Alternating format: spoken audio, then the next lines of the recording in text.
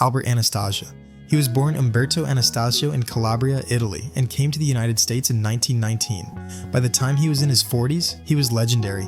They called him the Lord High Executioner, the Mad Hatter, and the One-Man Army.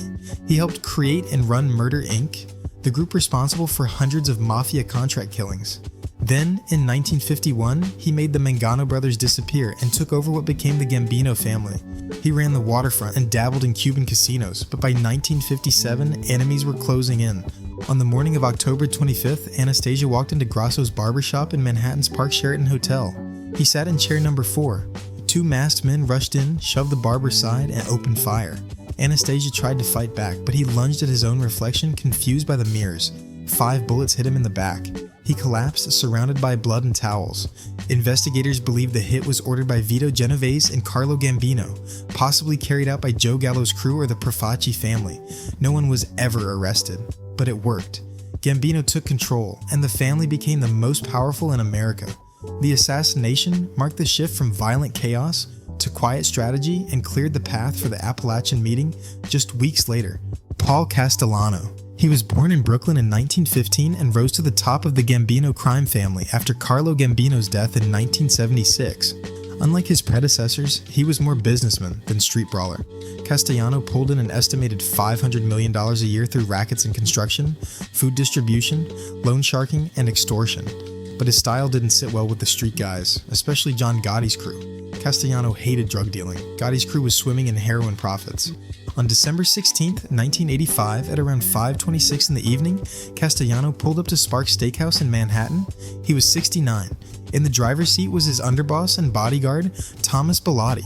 What Castellano didn't know was that a 6-man hit team was already in position. As Castellano stepped out of the Lincoln, 3 shooters in trench coats and fur hats opened fire. Castellano was hit in the head and chest. Bellotti died instantly too. The gunman vanished in a black Lincoln Town car. Gotti and Sammy Gravano watched from a car nearby. The hit was shocking. It broke decades of mob rules. No approval from the commission and done in broad daylight. Gotti took over a month later. That single moment started the fall of the commission's authority and turned Gotti into both a media icon and a prime FBI target. The old school rulebook? Gone. Feel free to smash that like and subscribe button for more content like this. Anyways, Bugsy Siegel. Born Benjamin Siegel in Brooklyn in 1906, he wasn't just another enforcer. He helped launch Murder, Inc., and became one of the earliest Jewish American mobsters to bridge ties with the Italian syndicate. Alongside Meyer Lansky, he shifted from street-level killings to sleek, profit-heavy rackets. His biggest bet? Las Vegas. He took the lead on the Flamingo Hotel, sold it as a luxurious desert oasis, and got millions in gangster funding. But Siegel's vision turned into a financial black hole.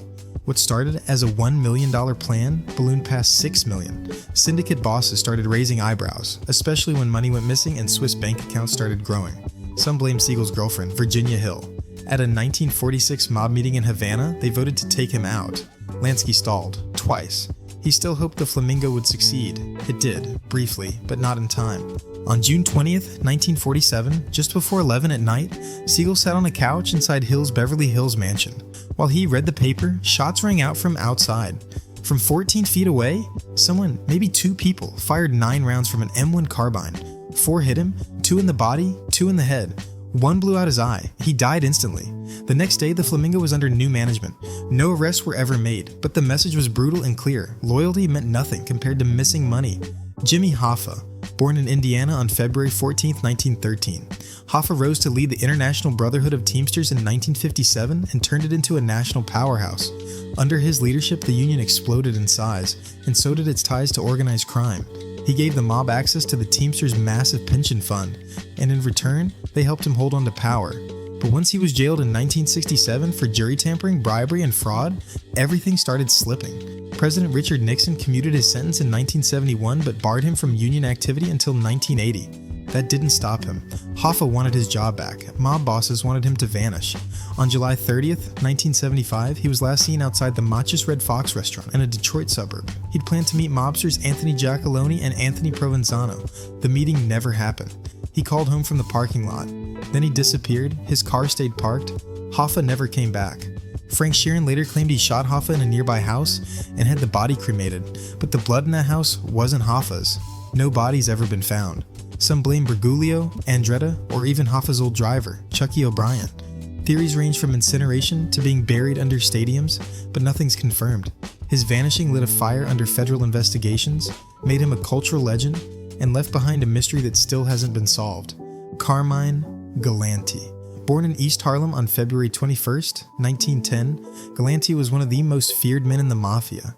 He climbed through the ranks as a ruthless enforcer and became a major player in heroin trafficking through the French Connection. By 1974, fresh out of prison, he declared himself the real boss of the Bonanno family, even though Philip Restelli still held the official title. Galante didn't care. He wanted it all. On July 12, 1979, Galanti sat outside Joe and Mary's Italian-American restaurant in Bushwick, Brooklyn. He was having lunch with his cousin, Giuseppe Tirano, and mob associate Leonardo Coppola. His two Sicilian bodyguards, Cesare Bonventre and Baldassare Amato, were there too. But when three masked gunmen stormed the patio with shotguns and handguns, those bodyguards did nothing. Galante was shot dead on the spot. His cigar still clutched in his mouth. Tirano and Coppola were also killed. The commission had approved the hit. Mob bosses were fed up with Galante trying to dominate the heroin trade and ignore the chain of command. Joseph Massino acted as a go-between, and Bruno Indelicato pulled the trigger. After Galanti's murder, his loyalists were purged. Power shifted to Massino and Dominic Napolitano. The killing wasn't just sanctioned, it was a statement. Daylight in public, no subtlety. Galanti had challenged the system. The system responded. Joe Gallo. Born in Brooklyn on April 7, 1929, Crazy Joe Gallo wasn't just a capo, he was a showman, a rebel, and a headache for the Colombo family. He dressed sharp, quoted poetry, and didn't care about the rules. He clashed hard with the bosses, helping trigger both Colombo family wars. After Joseph Colombo survived an assassination attempt, Gallo demanded $100,000 to stay quiet. The bosses weren't amused. On his 43rd birthday, Gallo celebrated at the Copacabana and then headed to Umberto's clam house in Little Italy. Around 4:30 in the morning, he sat with his wife, daughter, sister, bodyguard Pete the Greek, and others at a butcher block table in the back. Suddenly, 4 gunmen burst in with .22 and caliber revolvers. 20 rounds fired. Gallo got hit 5 times, in the back, elbow, and buttock. He flipped a table to shield his family, staggered outside, and collapsed on the sidewalk. He was rushed to Beekman Downtown Hospital but died an hour later. The shooters vanished. Some claimed it was Frank Sheeran, who said he did it alone on orders from Russell Bufalino. Others blamed Colombo loyalists like Sonny Pinto or Joseph Luparelli. Either way, the hit ended the Second Colombo War. Gallo's brother Albert took over, but Colombo control returned. His death, bloody, loud, and public, turned him into a legend and reminded everyone that rebellion has a cost. Angelo Bruno. Born Angelo Annaloro in Sicily in May 1910, Bruno moved to the United States as a child and eventually ran the Philadelphia mob for over 2 decades. They called him the Gentle Don. He avoided flashy violence, preferred bribes over bullets, and famously told his men to make money, not headlines. He kept the peace and banned narcotics trafficking, which made him enemies, especially with guys looking for quick drug cash. On March 21, 1980, Bruno sat in his car outside his South Philly home on Snyder Avenue. He was 69. His driver, John Stanfa, was behind the wheel. Then came the shotgun blast. Bruno took it to the head. Stanfa was only grazed. The hit was bold, public, and loud, nothing like Bruno's style. But the real twist? His consigliere, Antonio Caponegro, had ordered the murder. Caponegro claimed the Mafia Commission approved it, but that was a lie fed to him by Frank Thierry. Soon after, Caponegro and his cousin Alfred Salerno were both found murdered and stuffed in the trunks of Bronx cars. Punishment for breaking Mafia rules. Bruno's death ended 20 years of calm. What followed was chaos, bombs, shootouts, and over 20 mob killings. His replacement, Philip Testa, was blown up within a year. Then came Nicky Scarfo, who ran the family like a war zone. Bruno's death didn't just end his reign, it ended an era. Sam Giancana. Born in Chicago in 1908 to Sicilian immigrants, Giancana rose from Capone-era wheelman to the boss of the Chicago outfit by 1957. He was flashy, loud, and well-connected, tying himself to Hollywood celebrities, national politics, and even the Central Intelligence Agency. In the early 60s, Giancana allegedly worked with the CIA on failed plots to assassinate Fidel Castro. That connection would eventually put a target on his back. By 1975, Giancana was no longer the outfit's top guy, but he was still dangerous, especially to people worried about what he might say. He was scheduled to testify before the United States Senate's Church Committee, which was digging into those CIA mob plots. On June 19th, in the basement kitchen of his Oak Park home, Giancana was cooking sausage and peppers when someone crept up and shot him in the back of the head with a .22 pistol. The killer wasn't done. 6 more shots followed, including one in the mouth and several under the chin. The FBI was already watching the house. Too late. Giancana was dead by 11 that night. Some blame mob bosses like Tony Accardo. Others pointed fingers at the CIA itself. No one was arrested. Less than 6 months later, another mobster tied to those Castro plots, John Roselli, ended up dead too. Giancana's murder showed just how deadly things get when government secrets and organized crime collide. Dutch Schultz.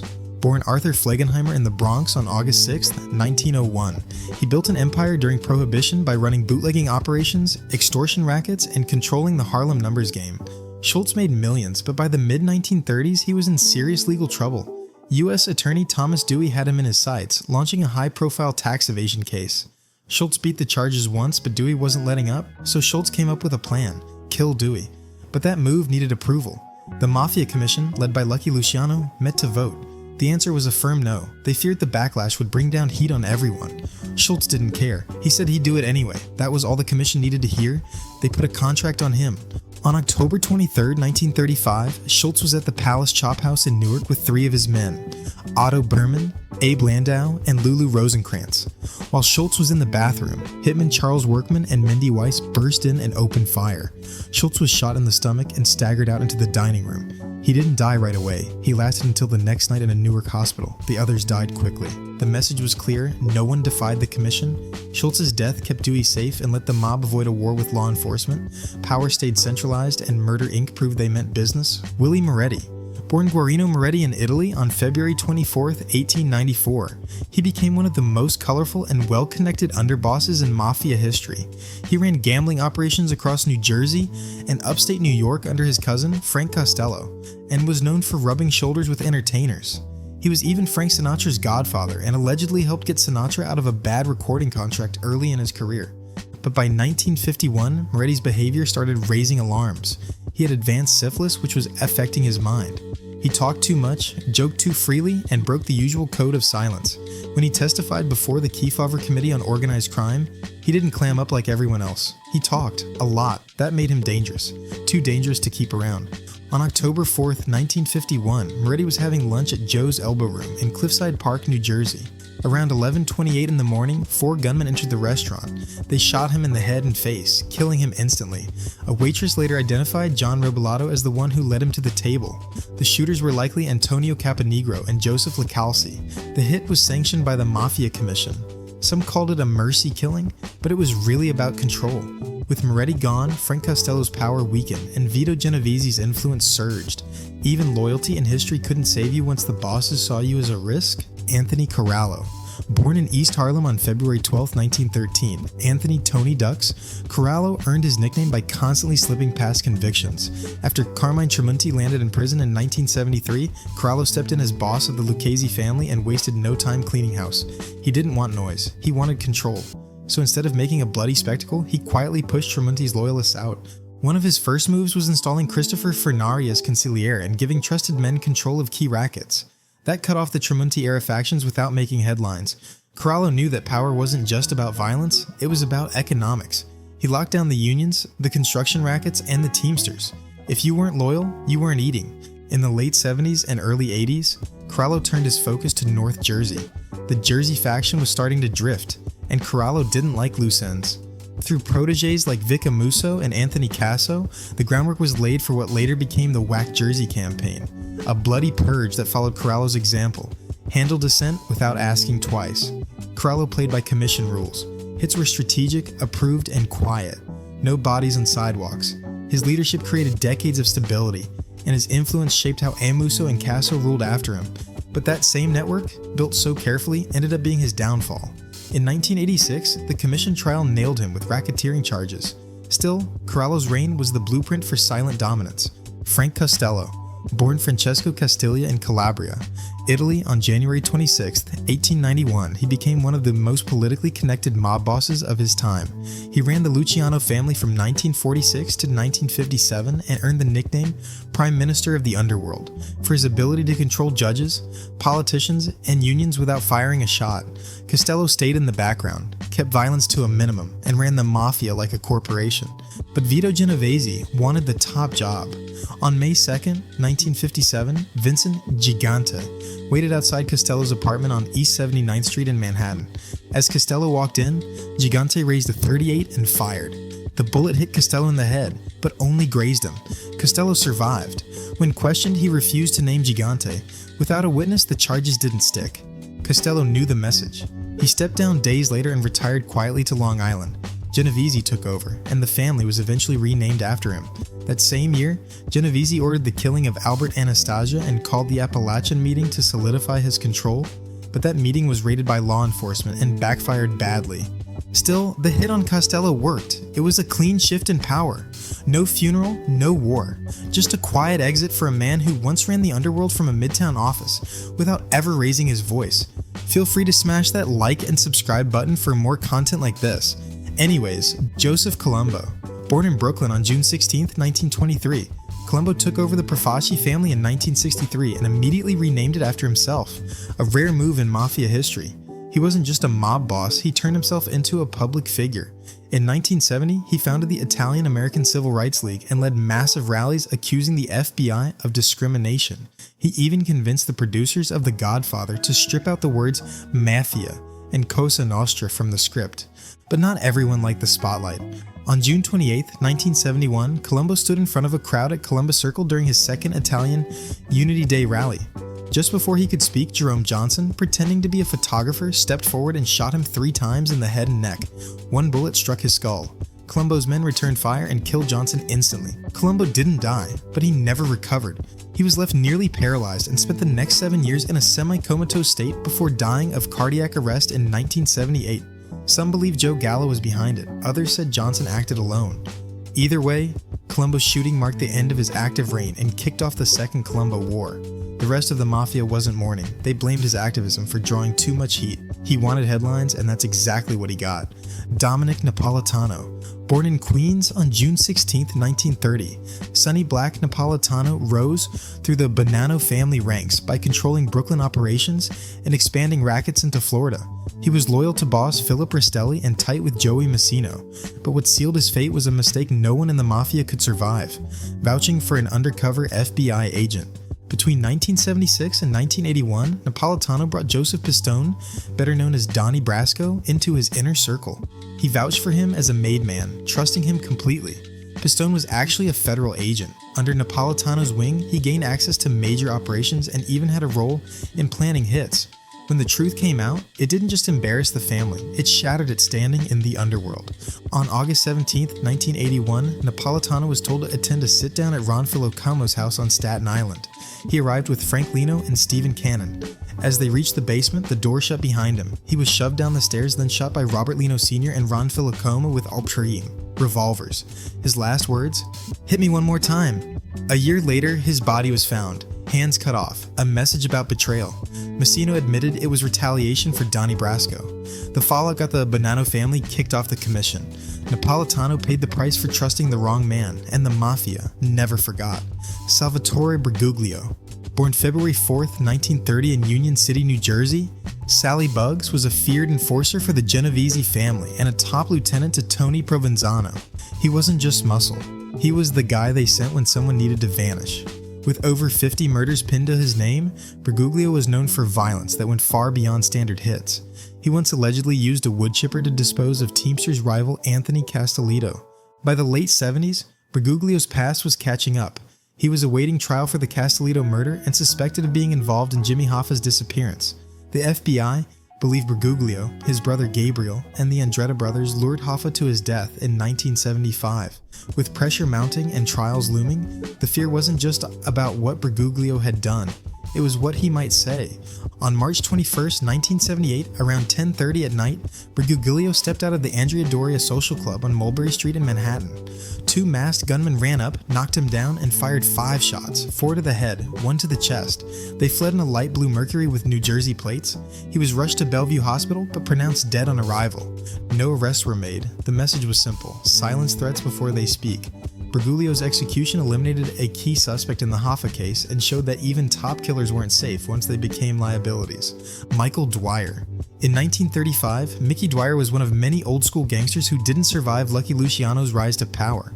Dwyer was a known tough guy operating in New York during the tail end of Prohibition, but by the mid-30s, the game was changing. Luciano was setting up the commission and moving the Mafia from street brawls to boardrooms. That meant cleaning house. Dwyer was part of the old regime. Loud, violent, and uncontrollable. He didn't fit into Luciano's new structure where rules, votes, and order mattered more than brute force. So when Luciano started consolidating control, guys like Dwyer had no place. On the street, they called it a cleanup. In 1935, Dwyer was killed in what was widely seen as part of Luciano's push to remove unpredictable elements from New York's underworld. Details around the exact shooter remain murky, but it was clear Dwyer had become expendable. His death wasn't about revenge or territory. It was about order. Luciano's strategy worked. By eliminating loose cannons like Dwyer, he smoothed over family tensions, gained commission approval, and helped transition organized crime into a tightly run national syndicate. Dwyer's killing was just one line in a long list of necessary removals that paved the way for modern mafia structure. Louis Buchalter. Born in Manhattan in February 1897, Lepka Buchalter rose from petty theft to absolute power, eventually leading Murder, Inc., the National Crime Syndicate's lethal enforcement arm, in the 1930s. He controlled garment unions, hijacked narcotics routes, and squeezed rackets across New York. At his peak, he was pulling in an estimated $50 million a year, but his downfall started when informants flipped. The biggest blow came from Abe Kid Twist Reles, who turned state's witness and linked Buchalter to the 1936 murder of Joseph Rosen. That killing, ordered to silence a labor informant, would cost Lepka everything. He was already serving time for narcotics and racketeering when the state came after him for murder. In November 1942, he was convicted. The appeals didn't work. The New York Court of Appeals and even the U.S. Supreme Court upheld the death sentence. On March 4th, 1944, Buchalter was led to the electric chair at Sing Sing. He wasn't alone. Mendy Weiss and Louis Capone, 2 of his top lieutenants, were executed that night too. Buchalter remains the only major American mob boss ever executed by the government. His death shattered Murder, Inc. and signaled a turning point. It showed the commission that not even the biggest players were safe once the government got serious. After Lepka, power shifted to men like Lucky Luciano and Albert Anastasia, who made sure to keep their names out of the headlines. Anthony Spilatro. Born in Chicago on May 19, 1938, Tony the Ant was a feared enforcer for the Chicago outfit and the man sent to protect their interests in Las Vegas. He didn't just watch the money, he took over the streets, running shakedowns, thefts, and murders through his hole-in-the-wall gang. His brutality became infamous, and his story later inspired the character Nicky Santoro in Casino. But Spilatro wasn't subtle. He drew heat from law enforcement, made enemies in the outfit, and crossed the line by having an affair with Frank Rosenthal's wife, a man who handled their casino skimming. By 1986, the bosses had enough. Tony Accardo and Sam Carlisi signed off on his removal. On June 14th, Anthony and his younger brother Michael were told to attend a meeting near O'Hare Airport in Bensonville. It was a setup. They were taken into a basement, beaten to death, suffering blunt force trauma and asphyxiation, then buried in a shallow grave in an Indiana cornfield. A week later, a farmer spotted the site, thinking it held animal remains. Instead, police found the brothers' bodies stacked in their underwear. Forensics showed they weren't beaten with bats, but fists and feet. No charges came until 20 years later. In 2007, during the family secrets trial, James Marcello was convicted for the murders. Spilatro's death ended the outfit's wild grip on Vegas and marked a turning point where excess finally got punished.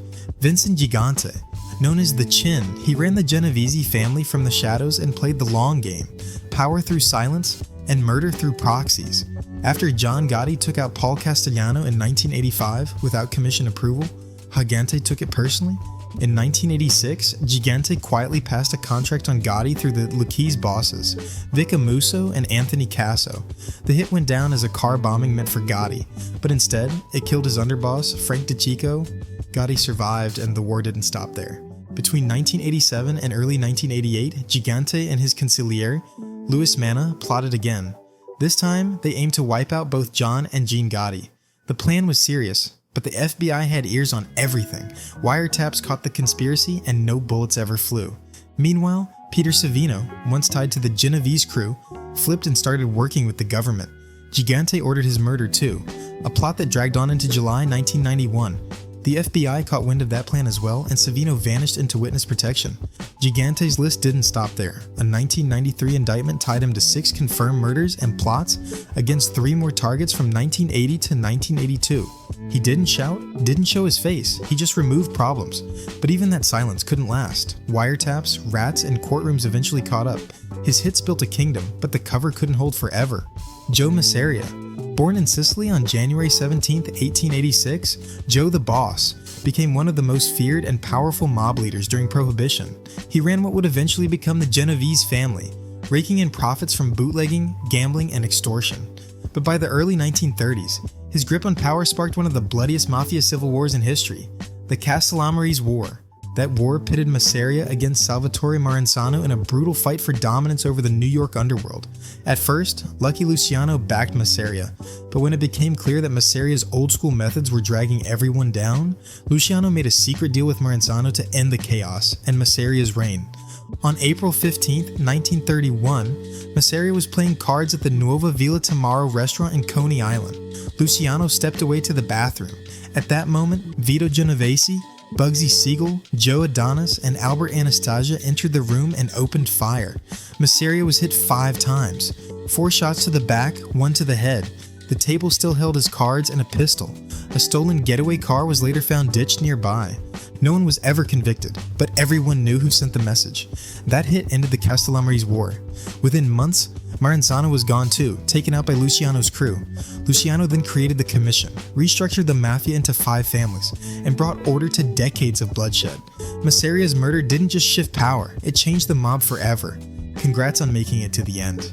If you like this video, please show your support by hitting the like and subscribe button.